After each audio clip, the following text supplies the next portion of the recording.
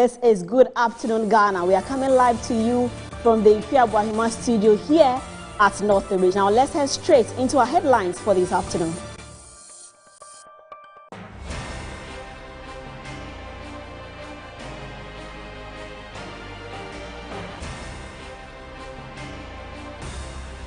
Chief Executive of Cocobod, Dr. Randy Abbey, makes startling revelations about the institution's finances, claiming that before his appointment, the cocoa sector regulator's liabilities far exceeded its assets. President John Mahama convinced health takers sustainable ways of financing treatment of chronic and emerging diseases amidst declining donor support. Is she listening to me? On Business Edge today, we hear from cocoa farmers as they react to the recent increase in the producer price of cocoa. Is this good news for them or not?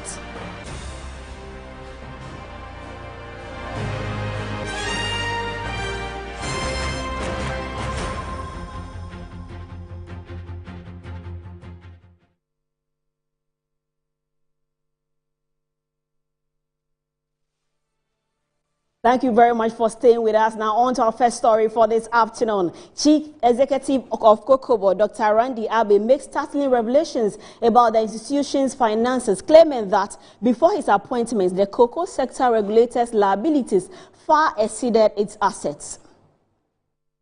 I'd earlier indicated that Cocobod had a negative equity. What does that mean? Okay, so Cocobod's liabilities were far in excess of its assets.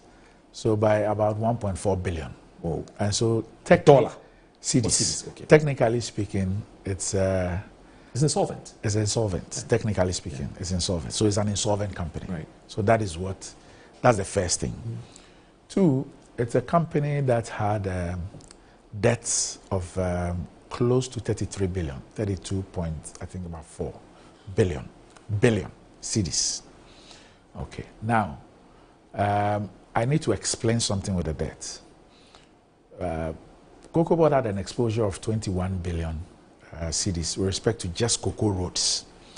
Now, people tend to confuse it. They think that the 32.4 billion includes the 21 billion.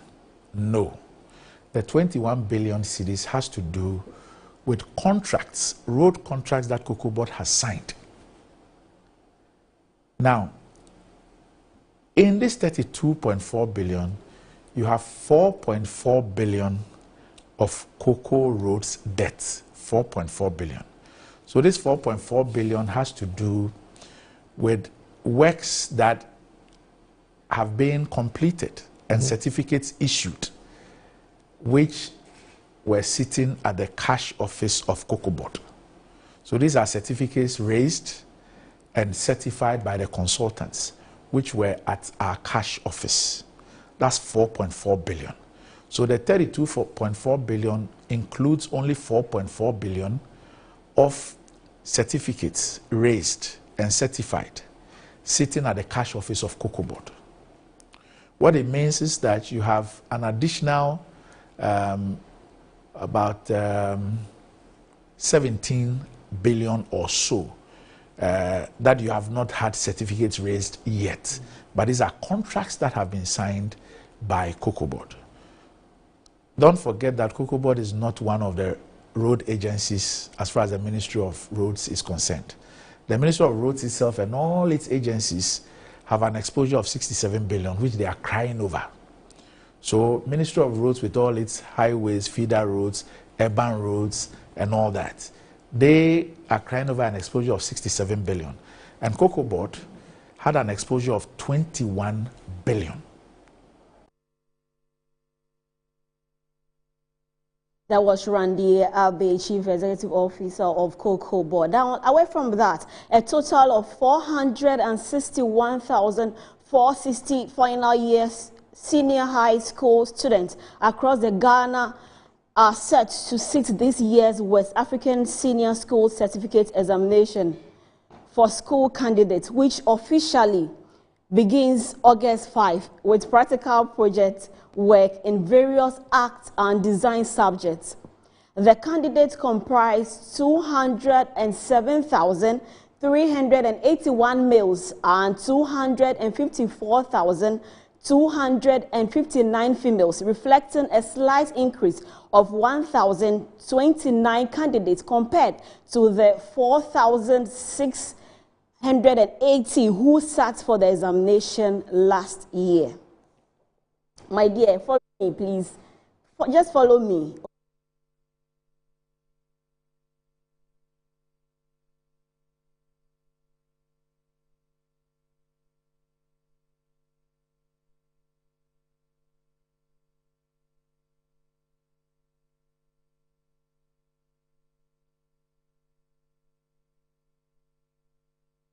Away from WASSCE, President John Dramani Mahama is hosting Africa's political leaders, policymakers, and global health stakeholders at the African Health Sovereignty Summit.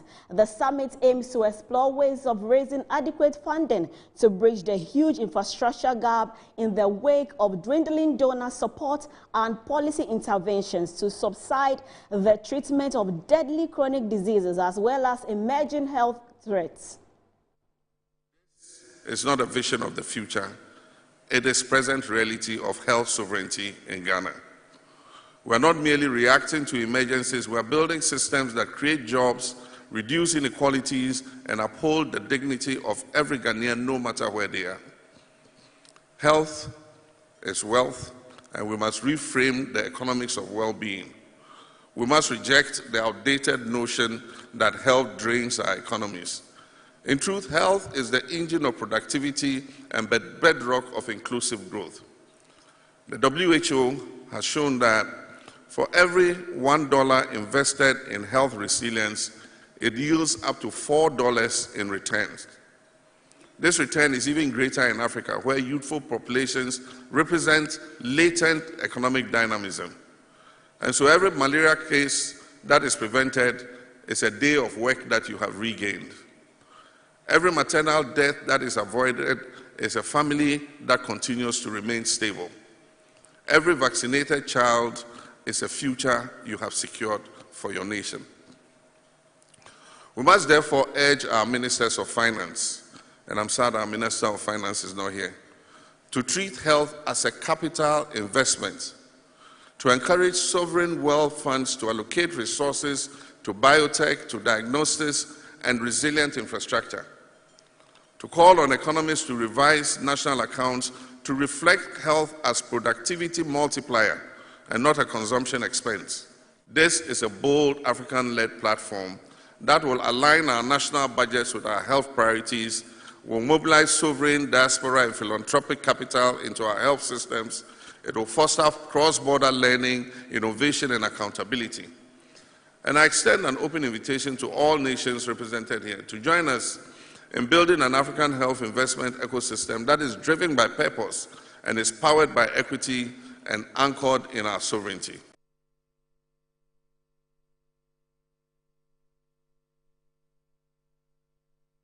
It was Mahama on African Health Sovereignty Summit. Now, away from that, a high-powered delegation from Mombasa, Kenya, led by Governor Abdul Swamad Sharif Nasir, has visited Zoom Lion Ghana Limited and other subsidiaries of the Just One Group of companies to study the company's innovative waste management model. Governor of Mombasa County is confident a collaboration with the Just One Group will go a long way to help improve the waste management situation in Kenya.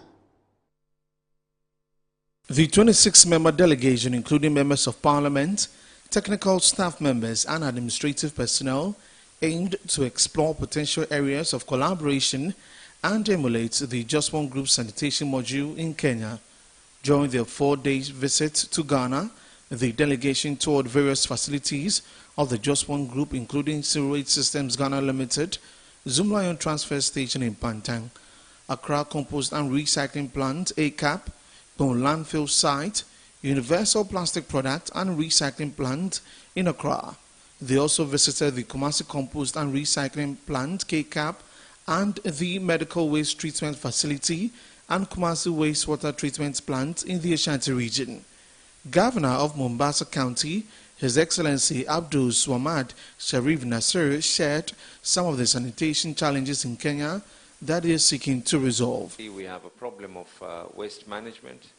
The population is growing, everyone is just throwing waste, and it is very, our Chief Officer for Finance and Chief Officer for Environment have to wake up with a headache every morning. He is confident some of the waste management projects of the Just One Group would be beneficial to Kenya. We're about to embark on a way dividing Mombasa into 600 units so that we can give these young people to collect. The way the contract will be is that we will pay these young people because we don't want to create cartels where they will go and start holding people at ransom in their houses.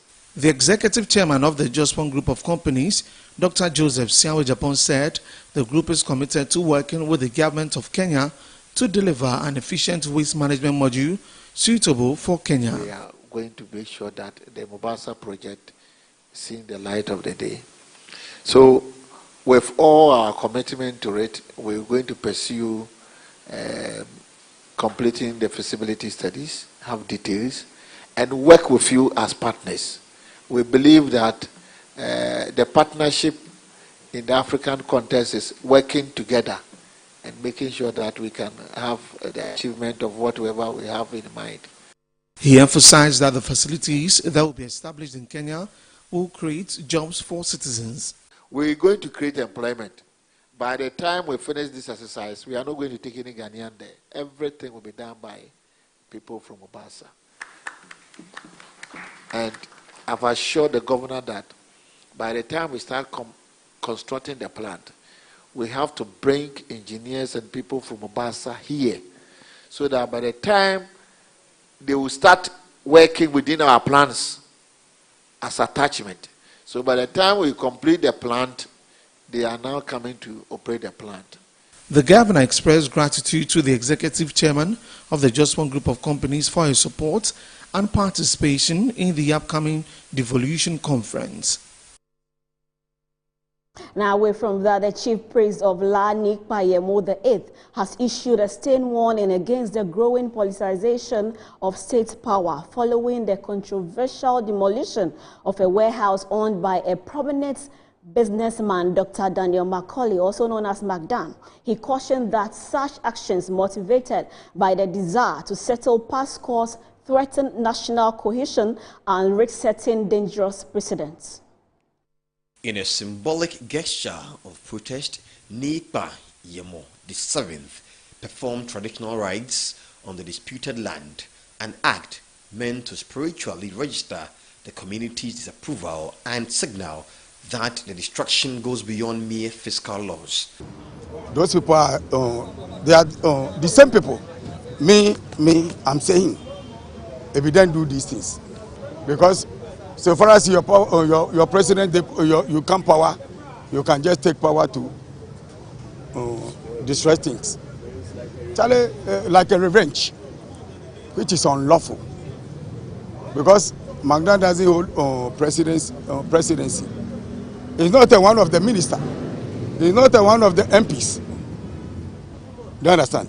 He's a board chairman in International Trade Fair. And they give the contract to him that he should vacate everybody in the land. That's why you see this kind of chaos where they have been bringing over there. So it be like the thing is personal attack, going separating here and there, and we know.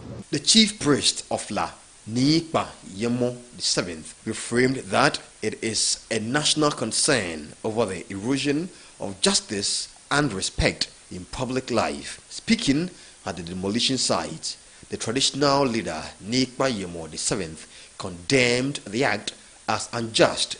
We are praying to the John Mahama that they should put this into order. Let them go rebuilding. They should rebuild it. Exactly. And they should call McDan, sit down, one-on-one. I think the problem will be solved.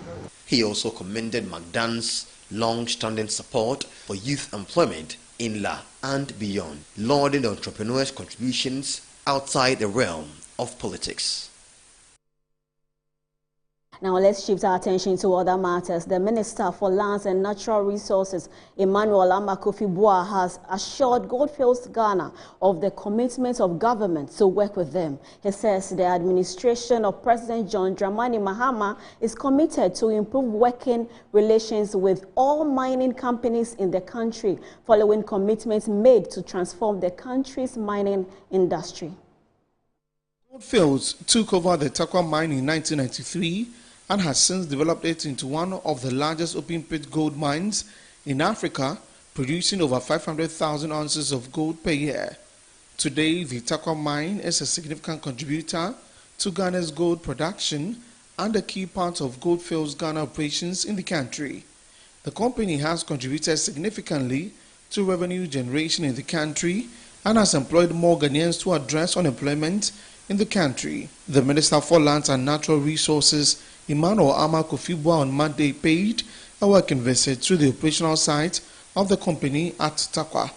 During his interaction with the workers of the company, he assured the mining company of government's commitment to improve performance of the country's mining industry through improved working relations. I think that UAPRIM holds a great potential, and what I will urge them to do is speed up the process of the investigation they are doing to make sure that we can have potential. I think what we have said is that, for example, the plans to invest and do all the work to cut back so we can get to the ore must be done. The reason is simple. I don't want us to get to that point where we will come back and say that, but you committed to do A, B, C, D, and you failed to do it. Because what we are saying is that everybody should keep his part of the bargain. The mining companies will keep their part of the bargain by staying to the commitments they make to the people of Ghana, to the government of Ghana, and then we will do our part. He emphasized the critical role being played by Goldfields Ghana Takwa and expressed satisfaction with the operations of the company. We should find a formula to support the small-scale mining cooperative initiative. And I believe that we will come back to it because that's a win-win for us. The expertise, their safety records, and how they do responsible mining, we must extend it to the communities. So everybody who wants to engage in small-scale mining will know that it can be done, but it must be done right without destroying our water bodies, our forest reserve, and that's the key. The minister is currently in the Western region, touring major mining sites operating in the area. Let's now get into some health stories. Now, the Bono Regional Office of the National Health Insurance Authority has made significant strides, recording 77.3% of its 2025 membership target by the end of June. According to officials, more than 843,000 active members have been enrolled so far. There's more in this report. Director Isaac Bedu Amponsa says, despite this progress, the region's universal health coverage has declined, dropping from 68% last year to 63% this year. This, he noted, presents a challenge as the region pushes to meet its annual goals. Speaking during the 2025 mid-year performance review in Sunyani, Mr. Amponsa praised the commitment of district staff and recognized the impactful leadership of President John Dramani Mahama and the NHI CEO, Dr. Victor Asare-Bampo. He emphasized that over the last 7 months, more than 1.5 billion Ghana cedis had been disbursed in claim payments nationwide, restoring confidence among healthcare providers in the Bono region. Colleagues, we also successfully completed a shadow program that saw the regional team introducing me at least 3 key credential facilities in each of the 10 operational districts in the Bono region. This included visits to health directors and other stakeholders, both at the regional and district levels. The region is set to enroll a total active membership of 1,088,781 for the year under review 2025. The regional director also warned healthcare providers to desist from charging NHIS cardholders illegally, stressing that such practices undermine the success of the scheme. The NHI Bono regional director says The region is fully committed to improving service delivery, promoting financial accessibility, and ensuring quality health care by the end of 2025. I would like to thank the President, His Excellency John Dramani Mahama, and the CEO of National Health Insurance Authority, Dr. Asari Bampo, for turning things around within the shortest possible time, which has eased major challenges of our operations.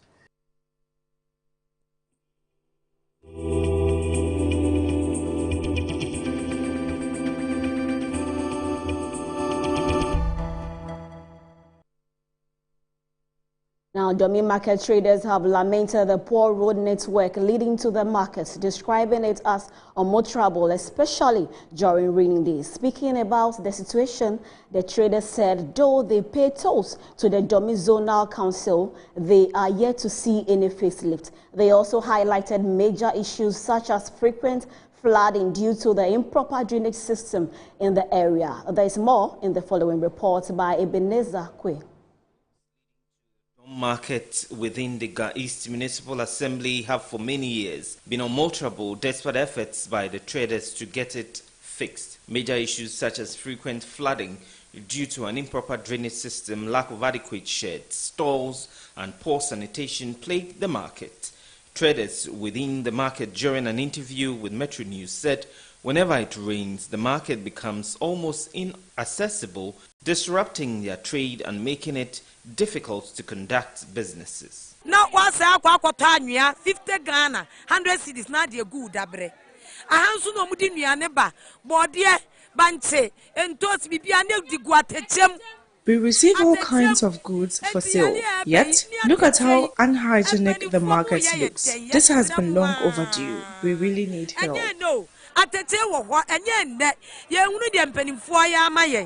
And to what they are sramu, Esione Banataha, Etiatofuan Yan, Esione toilet in Sio, in the Pamusio, near Tium, Naya Bre.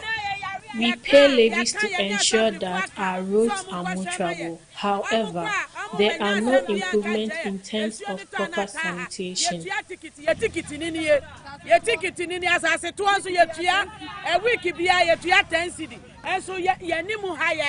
On the road network, a trader mentioned that though they pay monies to the Ga East Zonal Council, they are yet to see any form of development in the market. They added that it had to take their individual contributions to keep the road motorable.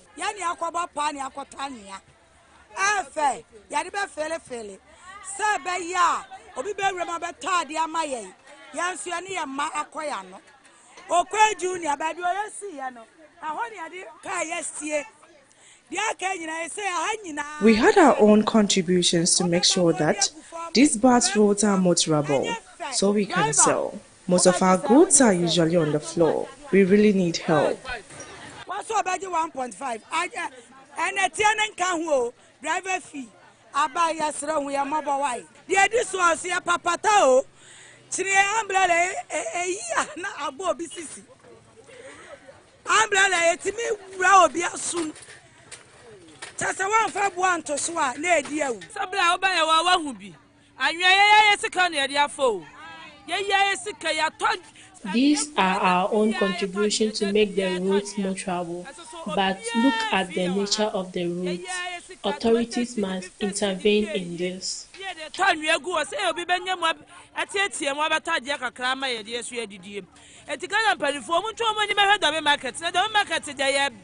They called on authorities to come to their aid by fixing prevailing challenges in the market. Additionally, they raised concerns about limited availability of selling spaces, which continues to hinder their economic activities.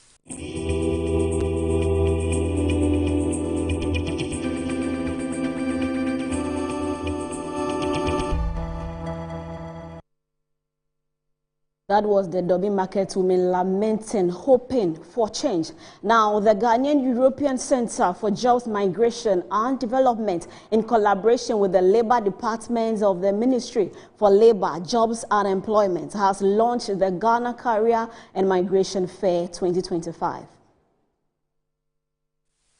Since its inception in 2017, the Ghanaian European Centre, through its flagship event, the Job and Career Fair, has been a cornerstone in connecting employers with job seekers. The event comes at a crucial time as Ghana grapples with a youth unemployment rate of 27.2% in a global landscape where more than 73 million young people remain unemployed. The fair, set for September 17, aims to bridge the gap by providing young Ghanaians with access to skills development, ethical labor mobility opportunities, and entrepreneurial pathways. Speaking at the launch, a chief director at the Ministry of Labour, Jobs and Employment indicated that this will help address youth unemployment in Ghana.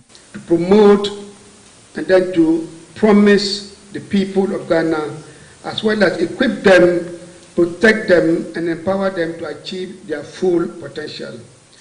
I therefore urge all stakeholders, governments, private sector, development partners, academicians, and civil society to actively support this agenda, participate and make the most of this initiative. Let us together make this year's Career and Migration Fair super successful. Together, let us build a future where every Ghanaian has access to dignified, decent, and fulfilling work in Ghana and abroad through safe, regular, and orderly migration. Component Manager for the Ghanaian European Centre for Jobs, Migration and Development, Kweku Yeboah, says the role of the Ghanaian European Centre is to help coordinate, connect and catalyze the ecosystem for an institutionalized approach towards ethical labour mobility. One of our projects is exploring regional opportunities here in West Africa and on the continent. In Europe, there is massive deficits in labour. And so we are trying to prepare our people to explore these opportunities, and that is why the ministry-led Work Abroad program through the YEA of the Ministry for Youth Development is also in place. So we are trying to support these institutions to build their capacity. Of course, we know there are private players in the industry, the private employment agencies, but we are trying to bring them together, develop a structure where the Ghanaian moving to whether Dubai, whether Berlin, or Paris, will be able to relate to the Ghana missions so that if there is a problem, the state can easily provide consular support or assistance to these Ghanaians, whether coming home or seeking medical care and so on. This year's fair will shine a spotlight on 4 key thematic areas: digital transformation, green jobs and sustainability, entrepreneurship and skilled labor mobility, and ethical migration. That'll be all for the news updates on Good Afternoon Ghana. My name is Helena Nyewejao, but my colleague Kwesi Efriye would be coming through with Business Edge right after this break. Stay tuned.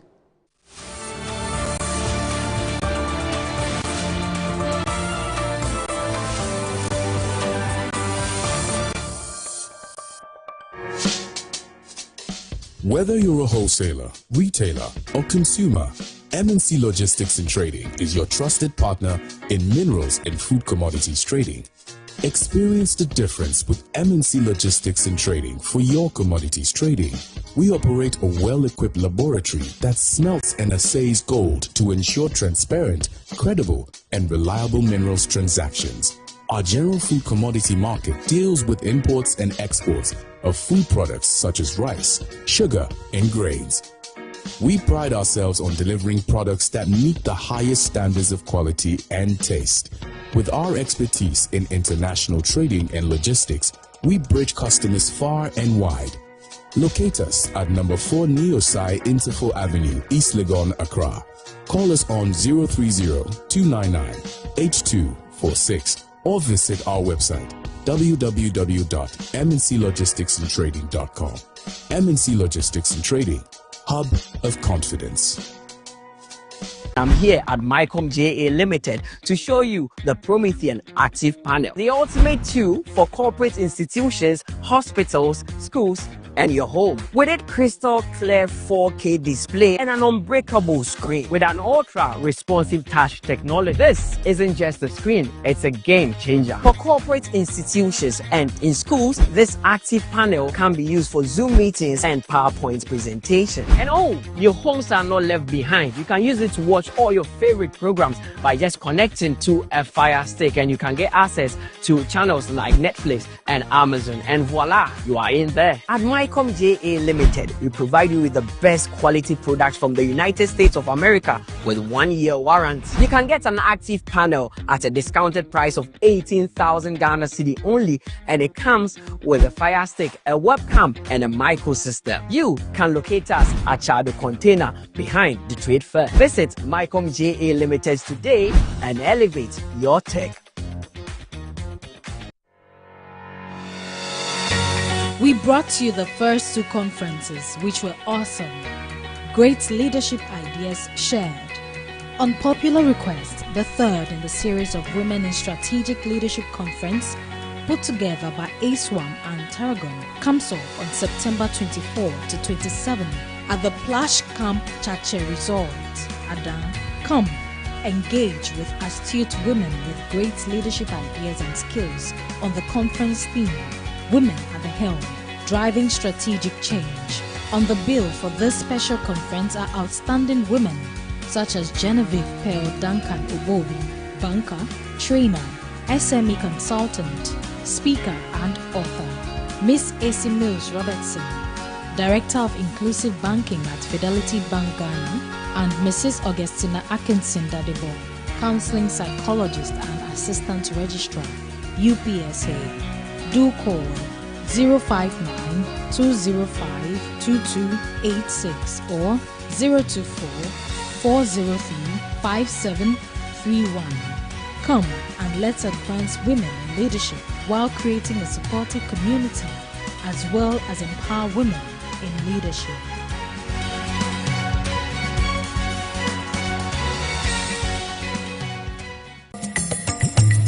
Fifra ye free nyina ye de obedientia. De ya fugia ne aduane. Saso no pintin bi aseda o me. De ye di koye mu ne de awie nyina na makuafo modem mo so. Won fifre su ne nya bidio. Na so bate aseman Ghana mu a. Akuafo akoya abo pupu obo wasio na so da su kache. Wona sam fifre mama mu nyina nya bidie. Na nso mpuntudwo mu aka akiri pa. Ekwan ben ne befa so ama akuafo fifre ho aba mfaso de. Aban hyehye ne dwumadi ahodo ode bre akuafo no bo wote ase. Feed Ghana ye den. Na nkokọ ketenkete so mfaso ama akuafo nso ye den. Weinti na hyehye dwumadi esunkwa ya to ne akuafo mo. Ye de bre Original TV and Metro TV so. Dwumadi beba akwanya ama mpanyimfo anim de ewa aba fukaye mu akire wadwen. Ye je akuafo ha no amane akogye mu aye e de free aba mu mpanyimfo ho. Enimi ni ehia akuafo yonko samo honto eda joada enwumre no nso nkosi ne no nwotwe e Original TV so. Saa nso na da ya wada enwumre no nwotwe kosi no nkono e Metro TV so. Akuafo mo Ghana akuafo abomode na yempene wo. Equiafumo is sponsored by ACAP Compost. ACAP Compost comes in 3 varieties: ACAP Compost, ACAP Compost X, ACAP Compost Plus.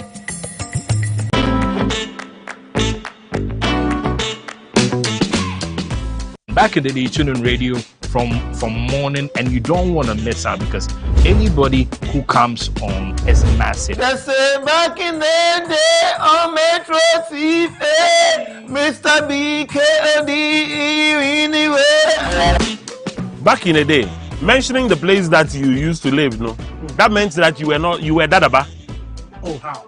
Because we are the ones who went to Saito. I wasn't really a nightclub person. No, I mean, the only times I went to the nightclub, Kobe Dixon took me. Yeah. You have a Walkman by your side. Now that was your selector. The Walkman was your selector.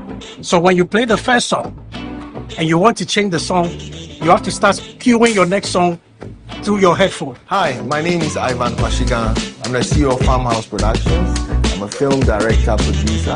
You are watching Back in the Days with Sammy B on Metro TV. Massa, we're a guy and yes, Sammy B a feature. This is Back in the Day.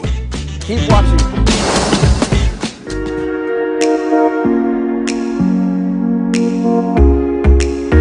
Back in the Day is brought to you by Telecel Ghana.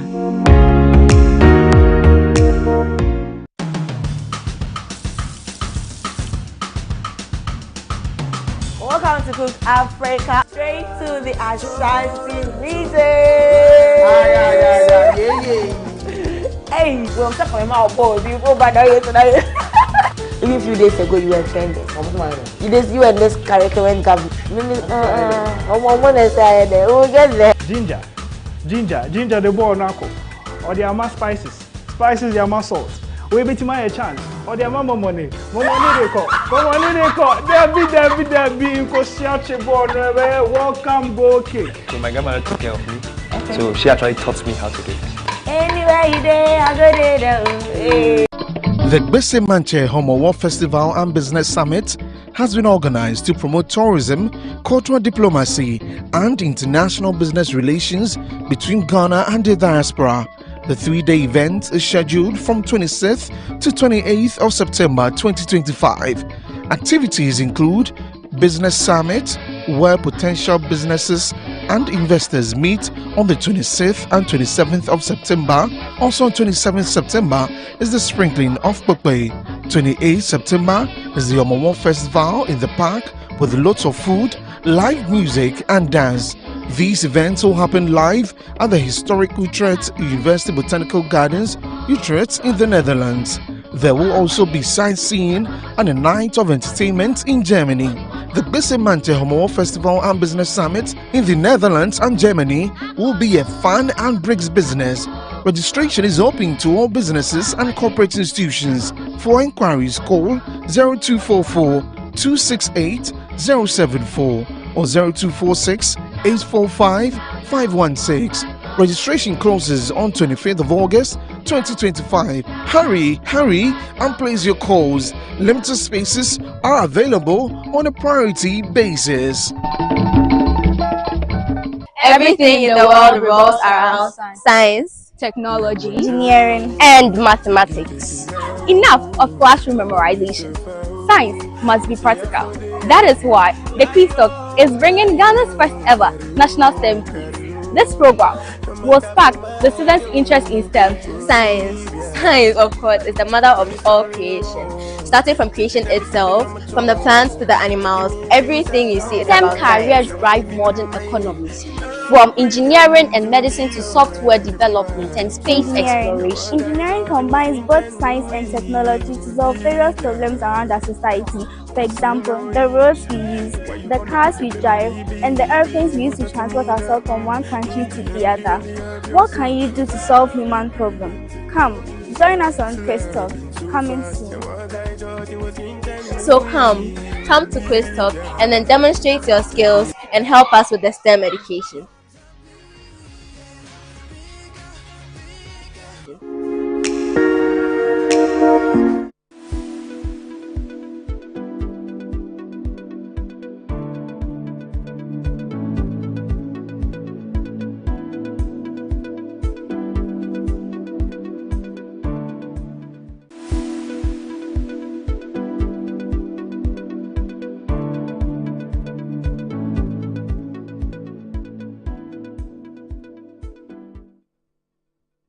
Right, good afternoon. Thank you very much for joining us right here on Business Edge on Good Afternoon Ghana. And we are live coming your way from our studios here at Ridge in Accra. This afternoon is going to be a very exciting one because we are still on the cocoa story, or we are getting on the cocoa story this afternoon. And we are quite excited about it because we'll get into every detail of it. Cocobod has been speaking to media houses, explaining the reasons behind the new pricing and so on and so forth. We'll do a bit of an analysis of it. And the big question that we are putting across this afternoon is whether cocoa prices, and maybe we would add later on, but would include in the introduction, but would add later on, fuel prices should be partisan or should be politically motivated or should be politicized as a country. When we talk about fuel prices, we usually end up at the point of deregulation or deregulation policy, where the build-up of fuel pricing is basically not an action of government, apart from the taxes that are added onto the fuel that ends up at the ex-pump, where we get to buy as consumers and so on and so forth. And so the discussion has always been around whether we should actually politicize it, because the government, apart from the taxation bit of it, may have very little to do with it. But we have both the NDC and the NPP lambasting whichever of them is in government and giving alternative pricing schemes and telling us how much they will be able to price it for if they were in power. The problem is, when they come to power, it becomes very difficult for them to go away from the deregulation policy and give us the prices they talked about when they were in opposition. It happens with these two major leading political parties that we have in the country. That's the National Democratic Congress, which is governing now, and the opposition New Patriotic Party. That is the same story with cocoa pricing. The FOB prices, the build-up prices, and so on and so forth, everything that has to do with it, especially the exchange rates and the market price, the commodity price on the international market, is what we keep talking about, and we get it politicized all the time. So I'm going to play to you the videos of the chairman of Cocobod currently, who is also the Minister of Finance, KCL Atufosin, who was the majority leader last year, and he actually had a press conference and in Parliament, and even in this year, when he was being vetted for the position of the Finance Minister, his position on the pricing and the fact that farmers are shortchanged, and so they should be able to do something about it. That is the call of KCL Atufosin when he was in opposition, and he was the minorities, at that time, the minority spokesperson on finance, and the entire position of the then NDC political party. People have spoken against the fact that we cannot politicize these discussions, but it was. And that's how come I began from that of the fuel pricing. Now they are in government, so they have the opportunity to increase the prices to what the farmers are looking for. So when we go ahead, we'll open up the phone lines for you and ask you, if you're a farmer especially, we'll not try to do too much politics with it, but we would ask the farmers, if you're a farmer, you may want to call in and tell us whether you're excited about the prices, how much actually you are expecting the government to be paying to you or to be buying your cocoa price per a 64 kg bag, or maybe per a ton. And if we have the time, we would explain how the ton translates into the 100 kg and the 64 kg bags. But the question, again, the big question for us is, should we politicize these discussions? There had been statements as to the Cocobod or the government as of last year per the pricing window to price it at a rate of about 6,000 Ghana cedis per 64 kg bag. And so we had all the press conferences, we had all the problems of the then opposition telling us that farmers had been shortchanged. At the time, we had the government in power also jubilating that it was the biggest increase in a very long period of time, the biggest increase, and that they had given a greater advantage to the farmer, the person who was farming on the farm or in the village somewhere in Samra Boy or Seshiyoso or Seshia Kontombra or Seshibekwai, somewhere or Mim or Kwabre, where I come from. And so the narrative was that they had supported these farmers in a way that they had not been supported before. The NDC said, no, you have shortchanged these farmers. When we come, we'll be able to do it. What is happening now? What is happening now is that the discussion has come up again. We are in the new pricing window again. And so the expectation of the farmers, the expectation of the watchers, the expectation of people like us who are engaged in the conversations is that farmers will be receiving a minimum of 6,000 Ghana cedis as the farm gate price. And that they will be able to now do all the things that they wanted to do from the profits they were anticipating. But what are we seeing now? The discussions on social media, the press release from the finance minister is not exactly as had been anticipated.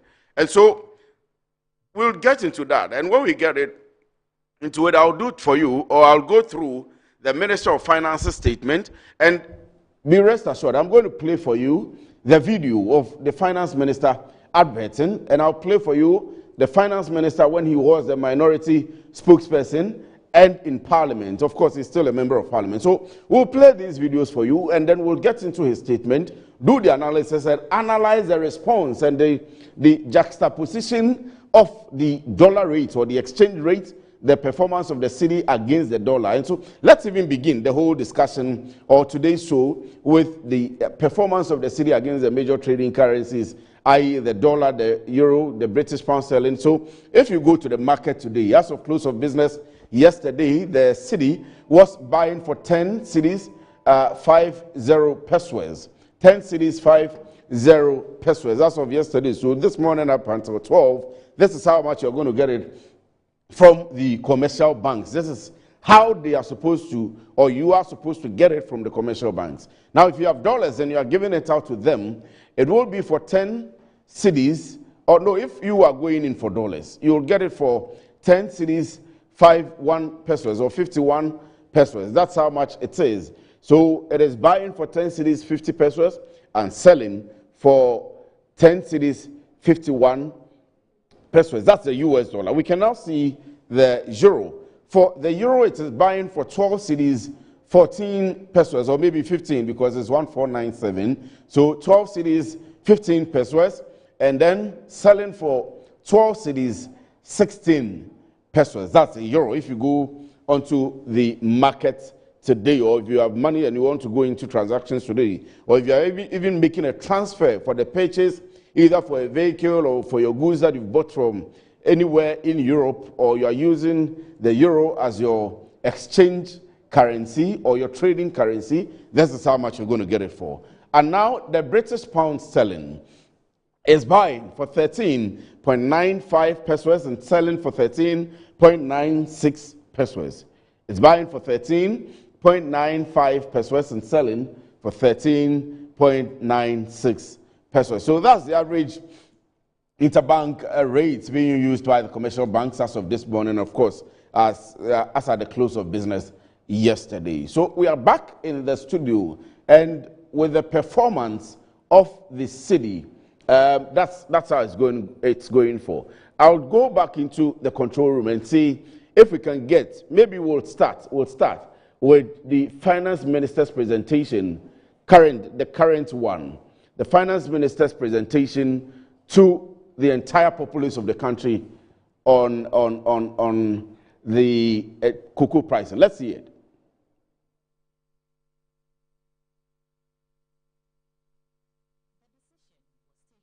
Producer Price Review Committee, chaired by the Finance Minister, Dr. Kaseo Latofosen, ahead of the new cocoa season, which opens on Thursday, August 7, 2025. He announced that the new price represents 70% of the gross free on board value of $7,200 per ton, aligning with President John Dramani Mahama's promise to pay cocoa farmers 70% of the FOB price at an average exchange rate of 10.25 Ghana cedis to $1. The government of Ghana is pleased to announce an increase in the producer price of cocoa from $3,100 per ton to $5,040 per ton. The government has, by this decision, increased the producer price significantly by 62.58% in US dollar terms. This increase in the producer price represents 70% of the gross free on board value of $7,200 per ton.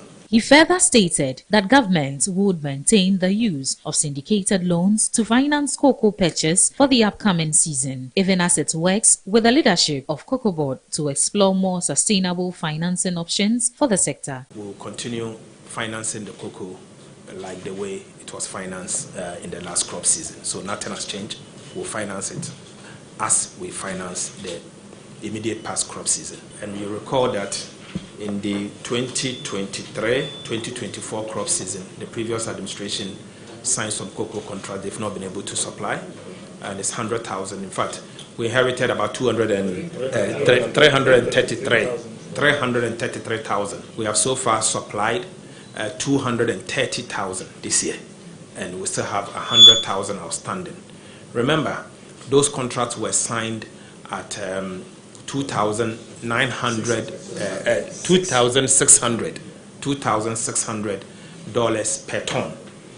Now the cocoa is selling in excess of that, and so every ton of cocoa you sell, because of somebody's negligence, you are losing over $6,000. Government reaffirmed its confidence in the new leadership of Cocobod and pledged continued support to restore cocoa as the mainstay of Ghana's economy. Well, so this is the chairman of the governing board of Cocobod, Honorable K.C. Latoforson, who is also the Minister of Finance, addressing the press on the new pricing, the FOB, and everything that has to do with it. But let's begin from the question that I am asking, and the fact that we are saying it cannot, fuel pricing, cocoa pricing, cannot be politicized. It cannot be politicized. Let's go back into the politics, a bit of the politics of it, and let's see exactly what's been happening and why we should not. So we are going to go through the process. So what we have now is the president currently, when he was the leader of course, the flag bearer of the NDC, what he had said about the pricing of cocoa. Let's see that. And a way to revamp the collapsed cocoa sector. Incentives will be provided to our hard-working farmers to increase cocoa production. We aim to add 200,000 hectares of cocoa to Ghana's output in order to increase income of our farmers. And to cocoa farmers, the Cocobod chief executive has informed me that in August they will announce the new cocoa producer price. And I can assure you the price is going to be a very, very, very good price. So those of you who don't have cocoa farms, go and start looking for land and start planting cocoa. I remain a key advocate for the cocoa farmer. I will do so with the best of intention for the cocoa farmer. I recognize their sacrifices. I've spoke for them in the last 8 years, and I will continue to speak for the cocoa farmer. That I can assure you. But let's get to the cocoa board first and see what they have to do. I still maintain that the price they are paying the cocoa farmer is inadequate. I maintain that is inadequate. Thank you. And there is more room for improvement. And a way to revamp the collapsed cocoa sector. Incentives will be provided to our hard-working farmers to increase cocoa production. We aim to add 200,000 hectares of cocoa to Ghana's output in order to increase income of our farmers. And to cocoa farmers, the Cocobod chief executive has informed me that in August they will announce the new cocoa producer price. And I can assure you the price is going to be a very, very, very good price. So those of you who don't have cocoa farms, go and start looking for land and start planting cocoa. I remain a key advocate for the cocoa farmer. I will do so with the best of intention for the cocoa farmer. I recognize their sacrifices. I've spoke for them in the last 8 years, and I will continue to speak for the cocoa farmer. That I can assure you. But let's get to the cocoa board first and see what they have to do. I still maintain that the price they are paying the cocoa farmer is inadequate. I maintain that is inadequate. Right, so what we have actually been looking for, this is current. So this is not President John Dramani Mahama then in opposition. This is current. What we had been looking for is where the Honorable K.C. Latoforson, Minister of Finance, in opposition, was saying that the price should be or should have been a minimum of 6,000 Ghana cedis. That's how we can actually be able to juxtapose what's happening now and then do the price build up and be able to determine how much. But of course, we have an expert who will still be able to do that, who is a farmer himself, who will still be able to tell us how much they are actually expecting. Ours is an advocacy, ours is to provide the platform. But that was President John Dramani Mahama, His Excellency, telling us that if you are a farmer or if you want to get into farming or if you are not a farmer at all and you want money, you want to go into cocoa farming. And we have been advocating for this. For those of you who are getting into galamsey, for those of you who are doing illegal mining and destroying our rivers and destroying our cocoa farms, you want to get into cocoa. That is the assurance which was coming from His Excellency, the President John Dramani Mahama, a very resounding one for people who are farming cocoa. And so the expectation has always been that this year is the year for cocoa farmers. This year is the year that cocoa farmers are supposed to make double the amounts that they have been making over previous years, based on the commentaries that have come. Atuforsen's own is at his vetting. That was his statement at the vetting. And he said that he's committed to the statements that he had been making before. And now that he's the finance minister, he's still committed to making sure that the cocoa farmer gains massively and gains the most.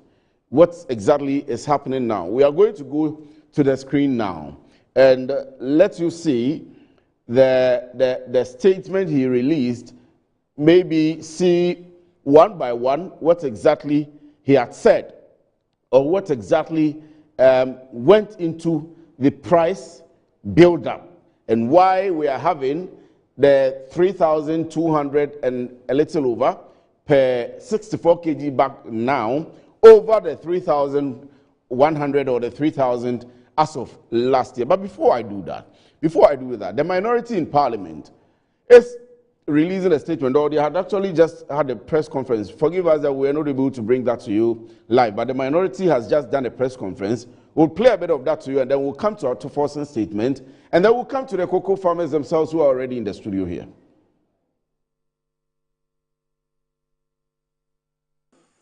And good morning, everybody.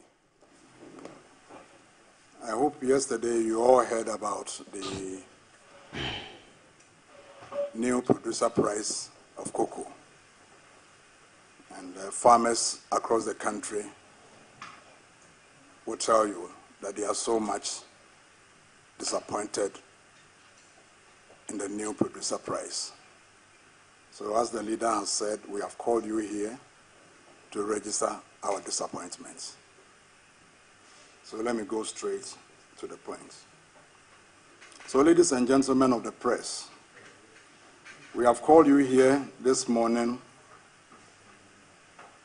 as the Minority Caucus Committee on Food, Agriculture and Cocoa Affairs to express our utmost disappointment in the ridiculously low cocoa farm gate price of 3,228.75 Ghana cedis per bag of 64 kilograms, announced by the government yesterday, 4th August 2025. This figure constitutes a paltry 4.2% increase over the current price of 3,100 cedis per bag. You agree with me that our hard-working cocoa farmers deserve better than this Sakawa price of 3,228.75 Ghana cedis. You will recall that in the run-up to the December 7th presidential and parliamentary elections, the then opposition members of the NDC, led by Honorable Dr. Eric Opoku, the then ranking member for Food, Agriculture and Cocoa Affairs of Committee of Parliament, now the Minister for Food and Agriculture, and Honorable Dr. Kesiel Atuforsen, the minority leader then, and now the Minister for Finance, informed Ghanaians that cocoa farmers were being shortchanged and that Cocobod was cheating cocoa farmers big time. Honorable Eric Opoku, on various campaign platforms, including a meeting with cocoa farmers at Dadia Swaba in the Ahafo region, consistently promised cocoa farmers a producer price of 6,000 Ghana cedis per bag. Honorable Atuforsen, on the other hand, promised to pay cocoa farmers 7,000 cedis per bag if they won power.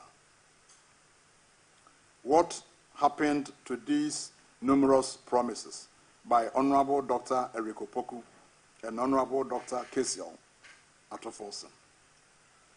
Ladies and gentlemen of the press, we want you to know. We want to know what price the chief executive of Cocobod was referring to when he promised cocoa farmers that the 2025-2026 farm gate price will be far in excess of what Cote d'Ivoire was paying to the Ivorian cocoa farmer. Is it the same as what the Minister of Finance has announced? Today, the Ivorian farmer at the current exchange rate is receiving the equivalent of 3,635 Ghana cedis per bag of 64 kilos. A staggering 407 Ghana cedis more than what Cocobod is paying. This stark difference presents an irresistible incentive for smugglers to divert Ghanaian cocoa across the border, particularly leading to a mass exodus of our prized main crop beans from the border regions, especially in the Western South, Western North, Bono-Ahafo, and the Volta. What was the promise by His Excellency, the President, to pay 70% of the FOB price to farmers when he addressed farmers during his thank you tour in the Bono and Western regions? Ladies and gentlemen of the press, when the world market price peaked at $10,000 per ton, the NDC incited cocoa farmers to demand nothing than $6,000 per ton, which translated to 6,000 Ghana cedis per bag. This year, 2025, the world market price peaked at $12,000 per ton. So where is this $7,200 per ton coming from? If for nothing at all, today's world market price is $8,211.23 per ton. And ladies and gentlemen, you can do your own cross-checking. You can Google and find out. You can ask what is the world market price on the international market in terms of dollars today. And you will know whether this figure I'm quoting is the right one or what the finance minister quoted is the right one.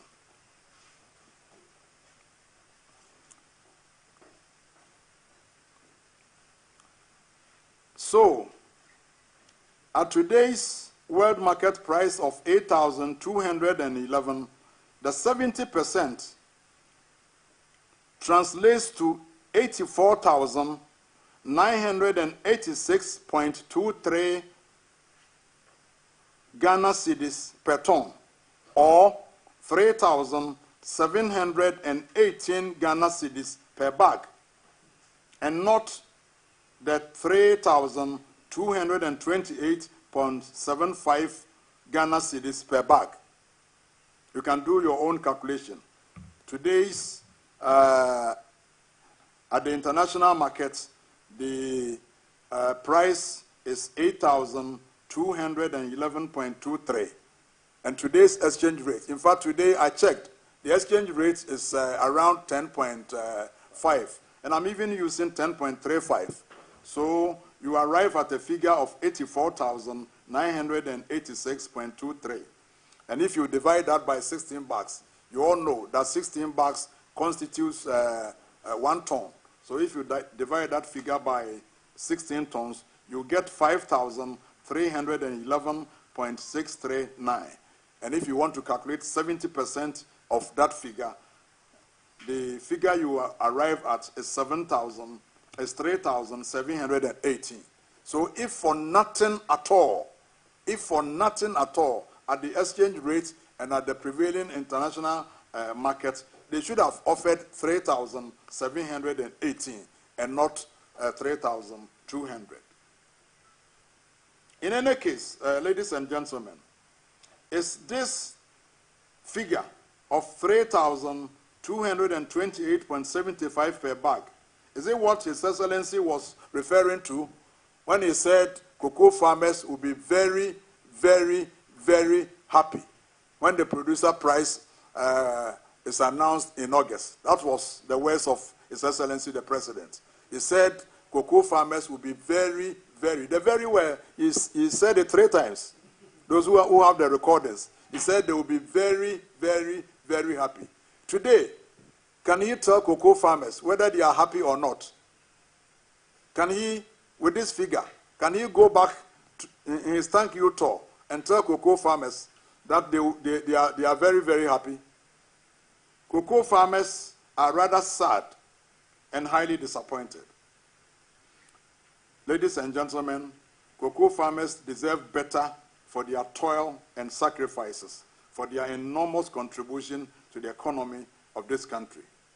They cannot be taken for granted all the time. The deception must stop. This new farm gate price of 3,228.75 per bag, I don't know how you would describe it, but I heard a number of descriptions from our own farmers. They have described it as ridiculous. Some have said it's laughable. Others have said it's comical. Others have said it's absurd. Others say it is shameful. And others are saying it is most unfair.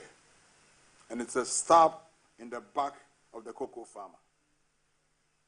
This is complete sakawa.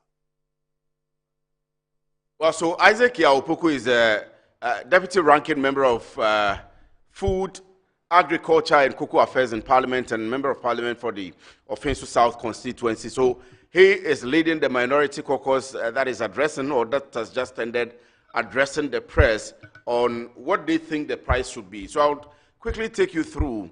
And of course, I do not think that it is, or he is able to tell us, or he should tell us whether farmers are happy or not, unless he had done sampling from the farmers to see, as of yesterday, or when the price was announced, to see whether they are happy or not. The farmers themselves are here, and we'll be asking them whether they are happy or they are not happy. But what it is that the promise which was made by the NDC government has not been kept.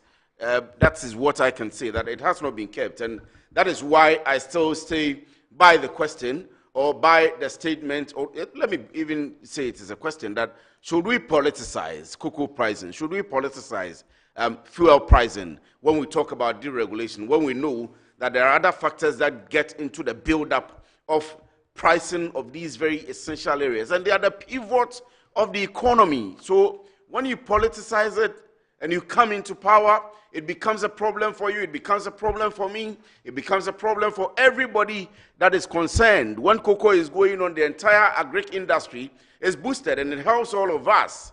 Some of us have lived in cocoa farms, some of us have grown because of cocoa farmers who paid school fees, who have given scholarships, who have supported a lot of young people. I went to University of Ghana at a Kwafo Hall.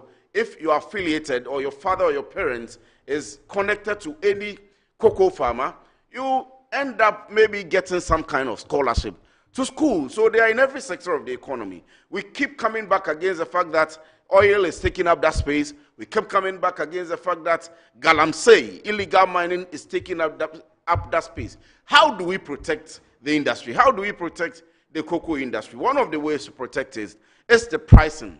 And when we get into politicizing the pricing, it becomes problematic for all. And that's a question the ranking member of minority. And I started by saying that when they were in government last year and they announced the prices. They were also jubilating and saying that this is the biggest so far in a long period. The NDC had said, no, you can price it at 6,000 Ghana cedis. Atuforsen had said, no, we can do 7,000 Ghana cedis. Now Atuforsen is in lead or pole position to change the pricing. What they are telling us currently, and when I have the time eventually, I'll still take you through the video wall we have on the statement of Atuforsen. What the minority is telling us is that as of today, if you go onto the world market, the price per ton is $8,211 per ton. So you can do the calculation on your own. $8,200 per ton by, and we just showed you the exchange rate, the performance of the city against the major trading currencies, how the city is selling and buying for on the world, on the Ghanaian market, so in the commercial banks as of today. So you can do that, and then now when you have the ton, you divide it and come back to per bag, and then now you can price it. So they are saying that when you do all that division, one bag of cocoa, which is 64 kg, should be costing 3,000, or should be bought from the farmers at the farm gate price for 3,718 cedis per bag. 3,718 cedis per bag. What we currently have, as announced by the finance minister, is 3,228.75 per bag. So if you do the mathematics, you would get 490 cedis difference, 490 Ghana cedis. And they are telling us that if you go to Ivory Coast, which is our major and biggest competitor, they are selling it around this figure, the 7,800. So cocoa smuggling will go on. Let me just come back to the studio. Let me come back to the studio and talk to those who are experts. But yes, we'll give you the opportunity to tell us or to phone in and tell us your mind or what you think, especially if you're a farmer.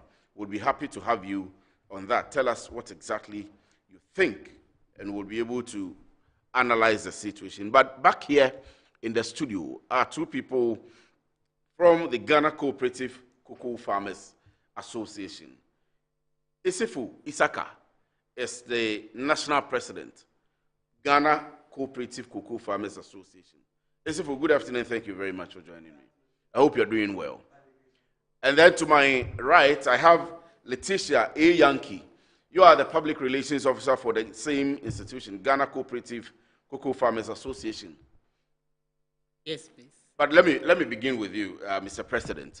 And my question to you would be, you should be happy with the new prices that are announced. Are you happy? You are not happy. You are not happy as a person, or you are not happy as a cooperative. Sorry, your microphone is off, so please press it. Yes, so I'm going to ask the question again. That, okay. You are the president, the national president, yes, for Ghana. You also have Ghana Civil Society Cocoa Platform. Yes. Okay, right, but you are the president for the cooperative. And so are you happy? You should be happy with the new prices that are announced. I'm not happy. You're not happy? Yes, because my expectation haven't been met. So you are not happy as a person, or you are not happy as a cooperative union? Oh, as a person, I'm not happy. And other farmers too are complaining about the price increment. Have you interacted with your farmers, the people within your union, the cooperative? Oh yes, we've done that. From yesterday to today, that is the key discussion across the country, everywhere, the media space, everywhere. So everybody is discussing about the price. And they are not happy? They are not happy. Well, let me ask you too, Letitia, you are the PRO, so obviously, even if the president is, forgive my choice of words, even if the president is an armchair president and he is sitting in the office, you will be speaking to the people outside. Are you happy? You are a farmer as well? I'm not happy. As a farmer, I'm not happy because my people are not happy. Yeah, as a cooperative, we have platform, we have means of communicating. And even before the pricing, we try to calculate the price. And we have modalities for calculating the price. Yes. And so they have certain expectation. But since the announcement of the 3,228. Farmers are not happy. Even when I try to explain it on the platform, they nearly swallow me up. If they were with me, some would have stoned me. Yeah, they are not happy. You? Yes, they Why are would not they stone happy. you? Yeah, because I will say that means their anger is heightened. They are very angry. They are very angry. To the point that they want to stone They you. are very, very angry. To the extent that even when we are trying to explain to them, they think that you are backing the government. Yes, because the expectation that the president's raise was very high. And even with the exchange rate, they were expecting certain amount. After trying to work the price, the modalities for working the price, after explaining it to them, they were expecting certain amount, not this amount. So they are not happy. What amount were they expecting? As the minister explained, we have certain factors in determining the price. That is, you take the average of the season. That's the whole year. Last year, 2024-2025 season. So you take the prices, the average, and then in fact, we don't have a price system, a constant price mechanism that Cocobod used to determine price for us. But we base on political promises as the president. So you are not relying on what the Cocobod is saying as the price. No, you are relying on the. Our president came on TV and said that farmers are going to be happy and that they are going to give us 70% of the world market price. So the president, being a political person, that is why I'm saying that Cocobod does not have a system, a constant system or a well-defined system to determine price. They determine the price based on the world market price, what we get from the world market. So if you look at the world market price, that is the basis for their calculations and why they are paying you. Yes, that is what we don't understand. Maybe they need to come back and explain it better because my people don't understand. Is it an issue of understanding? I'll come back to you. No. Is it an issue of understanding or is it an issue of calculation that you think that they haven't calculated well? What is the issue? Yes, both of them. Calculation and understanding. You know, as she rightly said, the president had promised 70% of world market. And the minister was also quoting 70% of FOB, which is two different things. There is difference between FOB and then international price. And the calculation that we've made. Of the people that are watching us, will you be able to explain the two different things? Yes. So let's go on. Let's do that before you come to. So FOB, free on board. Free on board, yes. The free on board means that from production to shipment, whatever takes place or whatever goes in, are the consideration that you look at for the price. Yes. For the price. Yes. But the international price is the price determinant that comes from the New York exchange commodity, where nothing is taken out of it. Yes. So if you tell me you give me 70%, it means that you are talking of the gross. Nothing has been deducted. Not the net, yes. You get the point. Not the net. But now the minister is quoting FOB, which is clearly different from international price. So if you calculate from August 2024 to August 2025, and you take the average of the international price, you are getting around $8,200. Okay. So they should have worked on the $8,200, not $7,200. Short change of $1,000. But why is there the shortage? Do you have an explanation to that? Of the $1,000? That's why I'm saying that if you take the average, August, September, November, so October, that in one that year, order. that 1 year, yes. And you divide by 12, you are going to get $8,200 per ton. And so that is what they should use to do the calculation. Exactly. And not the freedom on board no. kind of calculation. No, because the president never mentioned that. And the president knew what he was saying, and he was emphatic. He repeated this severally, that 70% of international price, not FOB price. So I was surprised to hear from the minister and the CEO yesterday that FOB price instead of international price. But have you questioned why they are using FOB price? Because, and you can tell us, because you are in the industry, you are saying to us that the president's concern had not been FOB price. You heard that too. Is that the case?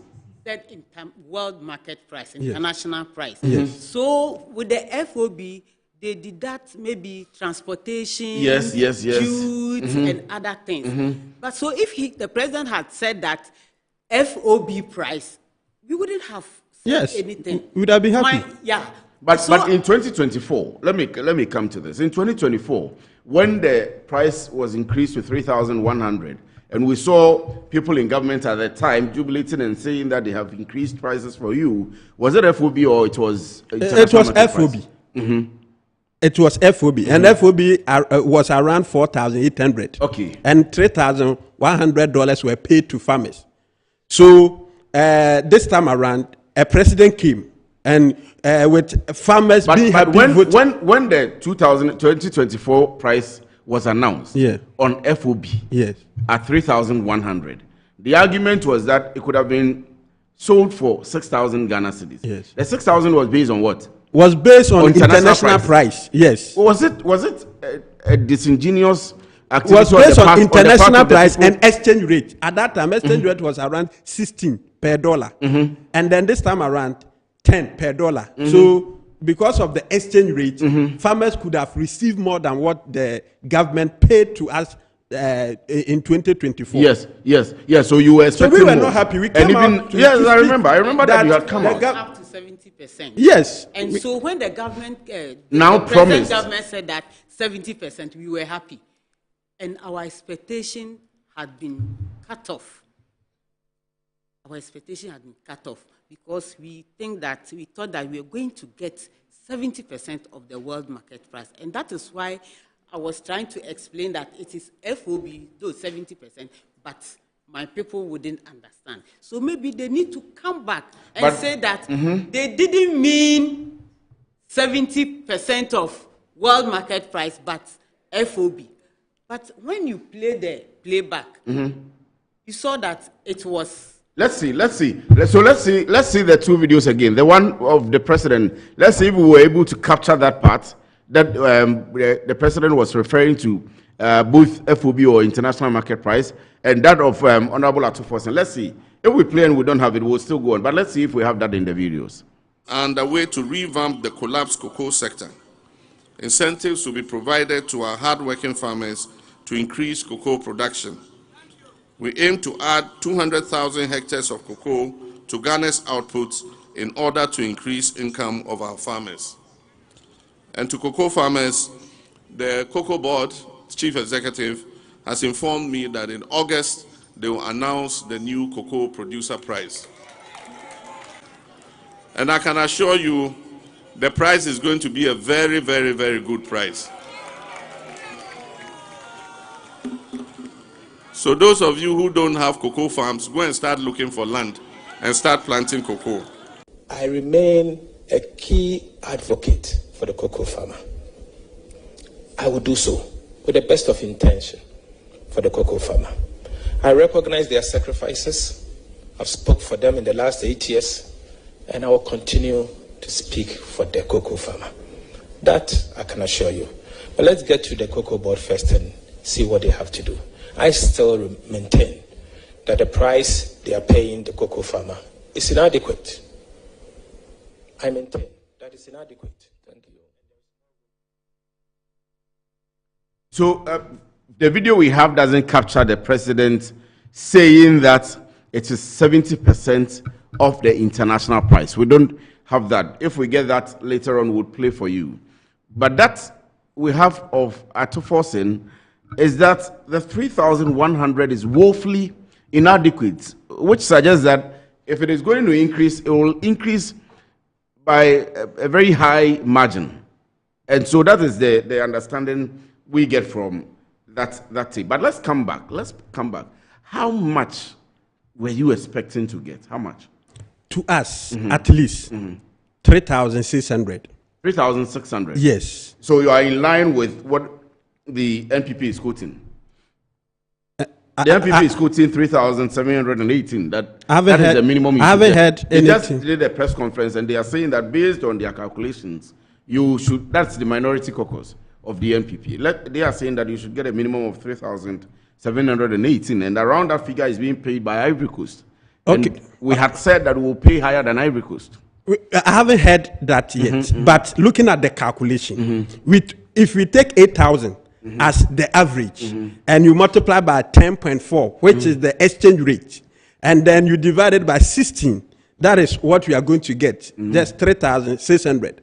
But we have two key issues. Even if the government will not use the international price, but the FOB, there is a $400 living income differential that companies have been paying to cocoa farmers in Cote d'Ivoire and Ghana, which some 4 years ago, Cote d'Ivoire and Ghana set up the Cote d'Ivoire Ghana Cocoa Initiative to negotiate that on behalf of the farmers. And it never mentioned. We didn't hear that from the CE. We didn't hear that from the minister. So where is the $400? So at least, even with this, if you are using the FOB, you have to add the $400 to the FOB so that at the end of the day, the farmers would have gotten 3,500 to 3,600. So for us, we are highly disappointed in the new price.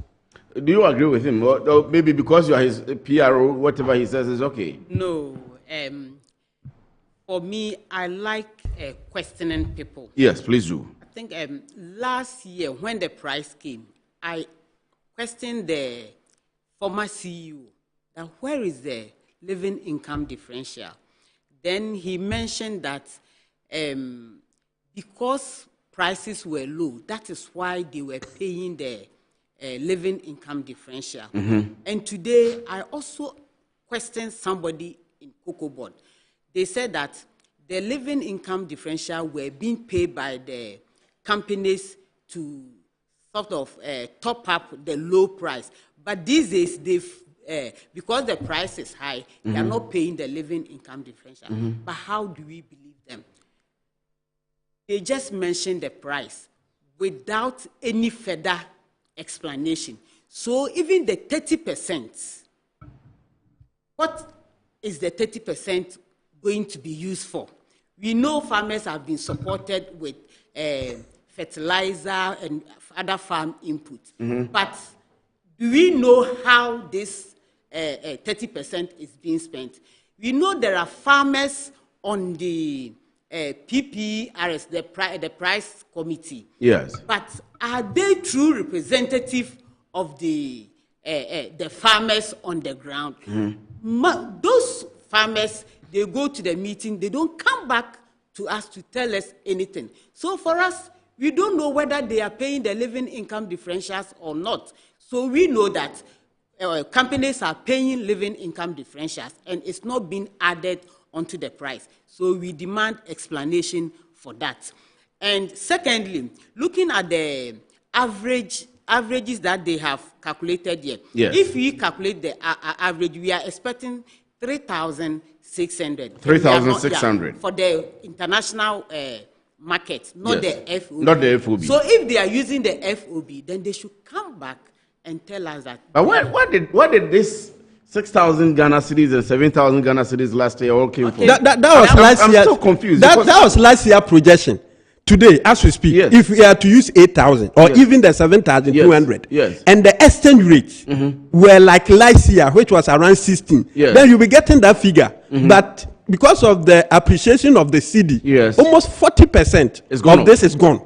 So you can't today compare. So the projections at the time were right. Exactly. Based on that's all I want. Exactly. So it was not as if that I was just going to say or ask whether the current Minister of Agri and the current Minister of Finance were disingenuous in the projection of those figures. They were right. They were right. They were right. That's what I want to establish. So they were right. They were right to call for 6,000 Ghana cedis. Look, based on the international price and the exchange rate. And the exchange rate. Yes. Not the FOB. Yes. Based on the international prices and the exchange rate. Yes. But currently, the situation has based changed. on the international prices and the exchange rate, which has moved down to 10.3 something, you are expecting 3,600. Exactly. Yes. Because if at that time they were going to pay 6,000 and even the international rate, the exchange rate has changed, then it should, because they use the international market price, not the FOB to quote the 6,000. To quote the 6,000. So why are you now using FOB? That's not the point. The same international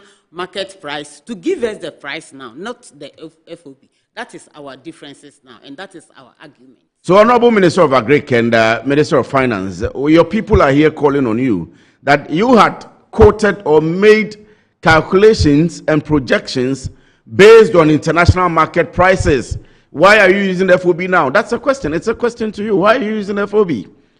You did this calculation, and I just asked them the quotation of the 6,000 and the 7,000, whether you were being disingenuous or whether it was the actual positioning and truth. But they are saying that it was truthful. You were very truthful based on the international price quotations and the exchange rate. Let me be emphatic on that. The exchange rate currently, based on the same argument you made, and that's why I'm still asking that very big question. Should we politicize all of these? Should we politicize the pricing of fuel based on your own analogy and international pricing and exchange rates? They are expecting a minimum 3,600. Let me give you your final words. Do you know that? Yes. And even the exchange rate, as you quoted, we are seeing 10.5 today. Yes. Yesterday it was 10.4. Yes. Do you know that just the 0.2 difference? Because they quoted 10.2. And yesterday it was 10.4. Yes. Just the 0.2 is taking away 62 Ghana cedis from each bag. Wow. So today, the 0.3 is taking 96 cedis from each bag. So you would have gotten into the 3,700. Yes, so they should use the correct exchange rate. That is the interbank exchange rate. If it is 10.5, 10.5, not 10.2, because we don't know 10.2. Now, if I go to the bank today, I'm going to get 10.5. So why are they using 10.2? And when are they going to review this prices? Is it monthly basis? Is it quarterly? Is it annually? Farmers, we want several informations to also know what to do ahead of time, so that our members, we can communicate to them very well. Okay. Your final words. Yeah, so with the exchange rate, I know that most of the time they use average, or maybe they also project. So what I would say now is that they need to come back. They need to come back and explain things further. Because we as leaders, they've put us at a certain serious position with our members. Difficult with your members. Difficult with our members. I understand the calculation of the pricing. Based on FOB and international But for my grandmother in the village, they rely on the promises of the politician, as you said. Government is going to give us 6,000. Yes. It's difficult to explain it to them. They should come back and also tell us how they are going to support the farmers to increase their yield. Okay. Because even with the appreciation of the cedi to the dollar, we are still paying more. Every day they are increasing the labor cost. The farm input, we are not getting them on the market, and the prices have not been reduced for the farm input. And even the input that they are supporting us, it doesn't get to the farmers. So they should make sure that these deductions that they've made, that they are going to use it to support the farmers, we should get to the farmers. We have farmers group. After all, Cocobod is going to enter into traceability, the ARS, the EUDR, and they're using farmer groups as a pilot or as a experiment to do it. Why can't they use the farmer group to do the distribution of the farm input? They keep on giving it to other people, agents, or maybe workers, that the things never get to the farmers. Even though they claim that they are supervising, I'm telling them today that the things, most of them, most of the input that they give to the farmers doesn't get to the farmers, and that is why the farmers' eyes are red these days. The inputs don't get to the farmers. The inputs, most of them doesn't get to the farmers. I have a cocoa farm, maybe with 5 acres. You said that you've taken my profile or my bio data, and then if you come to give me input, and then you give me input for 1 acre, what am I going to do with it? And I don't, the price that you've given to me, it cannot even support me to buy additional one to cater for my farm. So let's do it this way. Let me see if Derek or Eugenia can have an arrangement with you. On Mondays we do agric. We focus on agric. We are going to focus on the challenges you have that you have started enumerating to me. Today, it's because of the pricing. And I understand that you have a press conference that you are going to have. You are still going to tell government the same thing, that you want them to come and either explain that they are relying on FOB or they increase the price for you. That's your press conference this afternoon. And so Monday or the following week, we'll have you back into the studio, and we are going to discuss the challenges that you face and how you want government to give you the support that you want. But yes, thank you very much. I will also say that the government should give the cooperatives audience, the farmers that represent the farmers, the farmers rep on the board. Okay. They don't come back to us. All right. They don't come back to us. So they should engage the farmer cooperatives to know what is happening on the ground. Okay. Thank so Isifu Isaka is the national president, and Letitia A. Yankee is also the public relations officer of the Ghana Cooperative Cocoa Farmers Association. They tell us that they are not happy and there is a difficult position they've been put into by, of course, you, the government, with their members. You should come back and give them a better explanation so that they can speak to their people to understand it better. My grandmother somewhere at Fade Mampontin or Kwabre or Ankasi in that area will not understand the FOB or the international market price. What they understand is that you told them you would give them 6,000 Ghana cedis. It is now 3,200 and a few pesos over, but you should be able to explain to them. We'll come back. This is Business Edge. You want to stick and stay with us. When we come back, we'll be doing a vertex, so stay with us.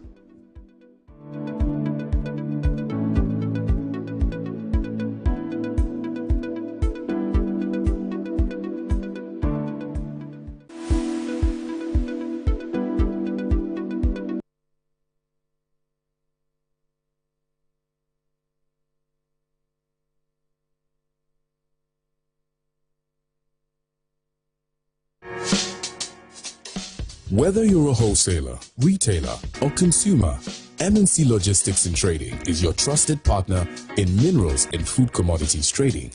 Experience the difference with MNC Logistics and Trading for your commodities trading. We operate a well-equipped laboratory that smelts and assays gold to ensure transparent, credible, and reliable minerals transactions. Our general food commodity market deals with imports and exports of food products such as rice, sugar, and grains. We pride ourselves on delivering products that meet the highest standards of quality and taste. With our expertise in international trading and logistics, we bridge customers far and wide. Locate us at number 4 Neosai Interfo Avenue, East Legon, Accra. Call us on 030-299-8246 or visit our website www.mnclogisticsandtrading.com. MNC Logistics and Trading, hub of confidence. I'm a brand manager. Of course, I accept only quality and affordable printed souvenirs for my promotional campaigns. I'm the head of academic affairs of a very important institution in Ghana. Of course, we only deal with quality, reliable printing companies for our institution's printing materials. I'm talking about appointed time printing.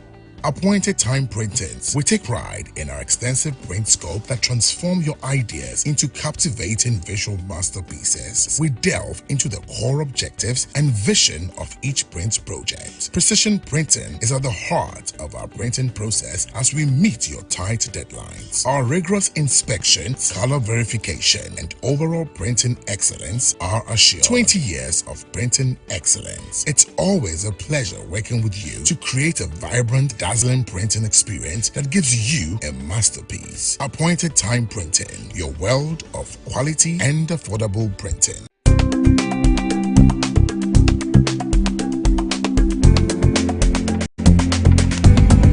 Wezalo Amarab. Yes. Ghana Tourism Authority welcomes you to the 2025 African Marketing and Technology Conference. From digital storytelling to destination marketing, welcome to Ghana, the gateway to Africa. Come here and build high-valued network. And of course, you build this network with great industry leaders. We can't wait to host you. From our immersive cultural experiences to the plethora of our sun, our beaches, our gastronomy. Woo! We are asking all of you to come network at this beautiful event that will actually teach you the real value of marketing to tourism. Yes, the Aquaba Night. Come and experience our rich heritage. Come and dance to the beat and rhythm of our music and culture. This is Ghana Tourism Authority.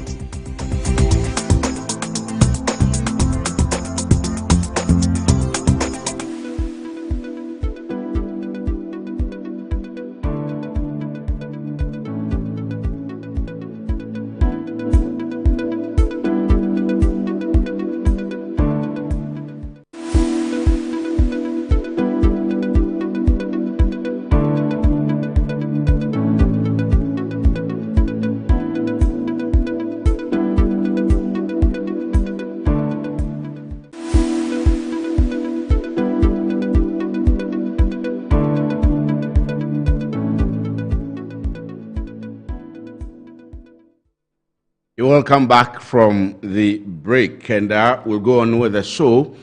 We'll be doing Everex very soon. Everex is, should I say the reason or the premise, or maybe related to my boss Paul Adumotre, in the case of Special Prosecutor versus Paul Adumotre and all the brouhaha and the showmanship of power and all of that happened at the Special Prosecutor's office last week. Tonight you'll see Paul, but we want to see what has transpired afterwards. What we have seen is a termination letter to the company, and the company replying through its lawyers that without proper recourse or reinstatement, they would sue. We are going to talk to a lawyer pretty shortly, but just before that, I'm going to go onto the screen, and there is a breaking news of transport fare increment. Let me see if I can get that read for you. So this is coming from the Ghana Road Transport Coordinating Council. So the Ghana Road Transport Coordinating Council has announced some adjustments in transport fares effective Friday, the 8th of August 2025. And so it says, adjustment in public transport fares effective Friday, 8th of August 2025. In line, that's the introduction. In line with the administrative arrangement on public transport fares, the road transport operators have increased public transport fares by 20% to accommodate. So the increment of 20% is to accommodate the following reasons which have been given by the Ghana Road Transport Coordinating Council. Point number one is for the non-corresponding reduction in spare parts, goods and services after the reduction of transport fares by 15% on the 21st of May 2025. What this point is referring to is that early this year, May 2025, transport fares went down by some 15%. The exchange rate, as in the city, has appreciated. They are not seeing a corresponding reduction in the prices of spare parts. And 2 weeks ago, we were at Abosukai, that's the heart of spare parts dealers in Ghana, and their complaint was that even though the city is appreciating, they are also not seeing reduction in the importation duties, and so they are compelled to keep the prices. Number two is to accommodate for the increase in operational costs after the introduction of the 1 Ghana cedi per litre levy. That is about 8% increase in fuel cost. Point number three is to accommodate for the increase in maintenance costs as a result of the deplorable roads across the country. The new fares take effect from Friday, 8th of August 2025, and the fares cover the following types of road transport operators: shared taxis, intra-city, that's the trotro we all know; intercity, that's the long distance, that's the VIP buses, the STC buses, the OA buses, and so on and so forth. Haulage. Now, we kindly request all commercial transport operators, that's from the Ghana Road Transportation or Transport Coordinating Council, They are saying we kindly request all commercial transport operators and companies to comply with the new fares and post same at their loading terminals. We further request all operators, commuters, and the general public to cooperate with the successful implementation of the new fares for and on behalf of road transport operators. Signed, Emmanuel Ohini Yeboah, General Secretary, and Alhaji Tanku, Acting National Chairman. And this is from or for all of us, and especially those of us who are engaged in the services of trotro, taxis, Ubers, and so on and so forth. That's breaking. Prices of transport are going up by 50%. Let me quickly do this. I'm sure that you've been following the Everex story and the termination of the appointment by the managing director of the Ghana Airport Company Limited and their reply to the management of the GACL that they will sue. Let me go on the line and speak to the lawyer, a lawyer who is well versed in these areas and can actually educate us on all of these issues that we've been discussing. And we would ask him a few questions, or maybe even before the lawyer. Let's see a video wall, and just for clarity purposes, do this one quickly, and then we can speak to the lawyer.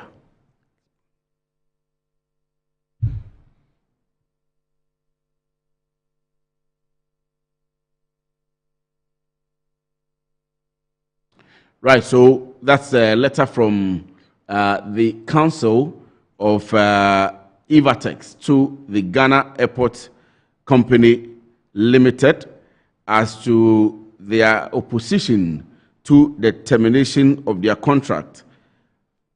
And so I'm going to go to the screen and do this one.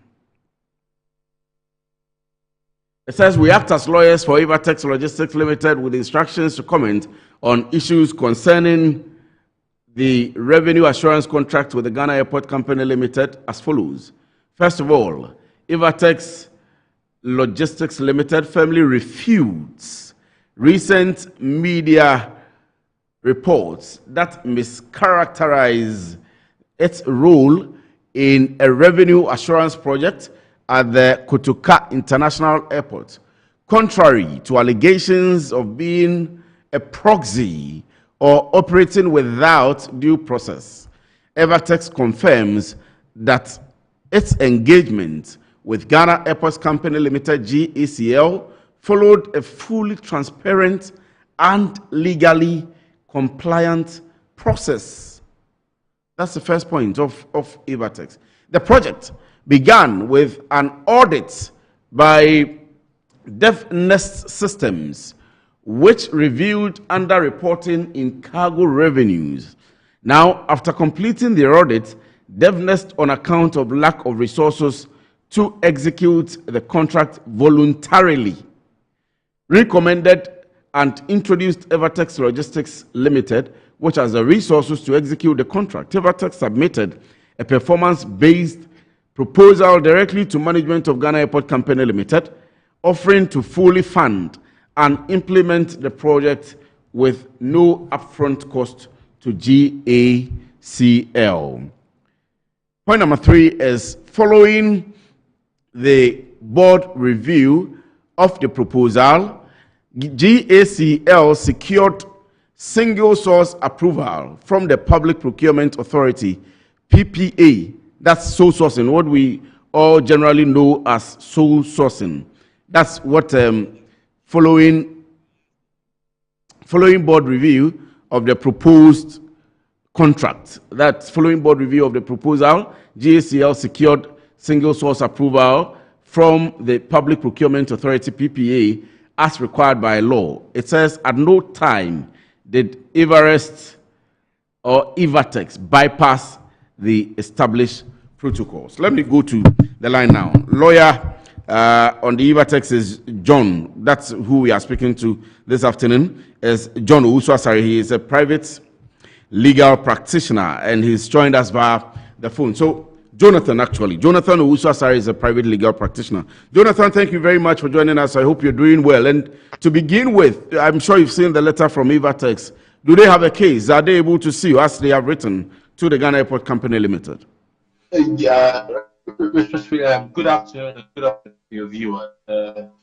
Respectfully, I am Jonathan, actually, right? Jonathan, yes. I'm not lawyer for Everex. You are a private legal practitioner. We have announced that duly. Very well. Respectfully, the contract entered between Ghana Airport Company Limited and Everex, as the Evidence Act provides, there's a presumption that everything is regular until either party raises issues with the contract. But as it stands now, on the face of the contract, on the face of the correspondence between the parties, it is clear that the contract was lawfully entered into between both parties. The internal mechanism or the in-house rule of Ghana Airport Company Limited, that is its enjoyment by law in accordance with or by virtue of the Contracts Act and also the Government Contract Protection Act 1979 and also the State Property and Contracts Act 1960 suggests that GACL and indeed the Procurement Act, etc., suggests that GACL may have entered the contract in accordance with law, and they are not raising any of these grounds as a ground to terminate the contract or for which the contract is unenforceable. The letter by Ghana Airport Company Limited under the hand of its Chief Executive Officer, respectfully, dated the 28th day of July 2025, suggests respectfully that the termination of the contract, or the notice of termination of the contract, suggests that there is a termination clause per the contract, and the termination clause has a notice of termination. So the GACL makes reliance on that notice, and if you check their letter, it says notice of termination of the contract. So per the contract, which of course I've not had the benefit of it in its entirety, suggests that either party has the right to terminate the contract with a month's notice. And Everex, coincidentally and naturally, on the same day offers a response by Messrs. KRT Company Limited, and they suggest that they've made investments to a tune of over $64 million, for which reason it will be unreasonable for GACL to terminate their contract.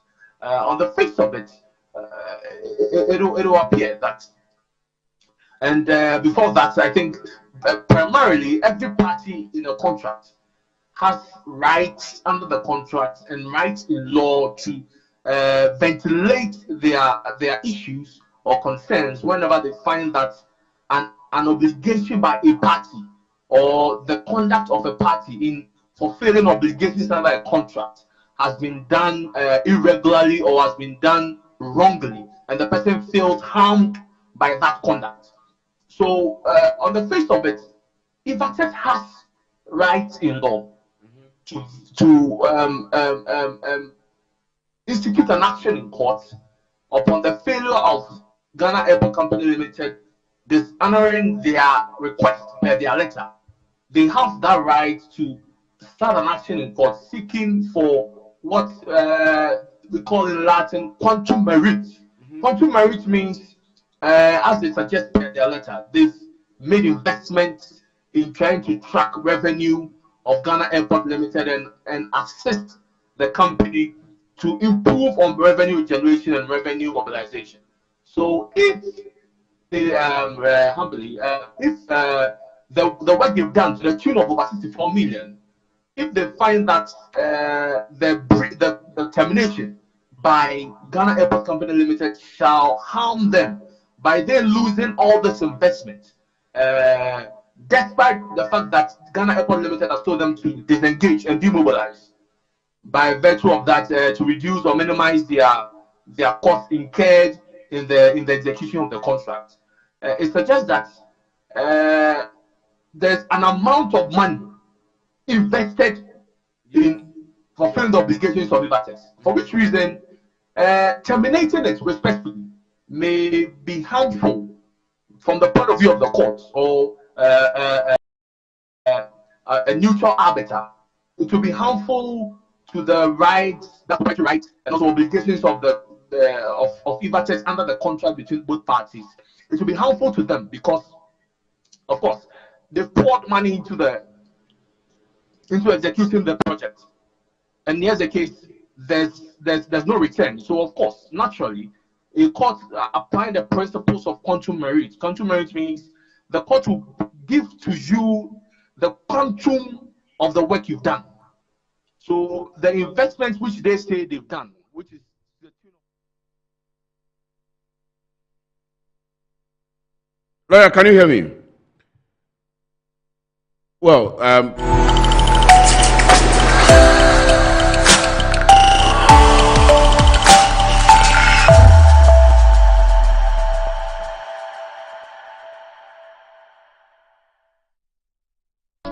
the WASSCE Manche Homowo Festival and Business Summit has been organized to promote tourism, cultural diplomacy, and international business relations between Ghana and the diaspora.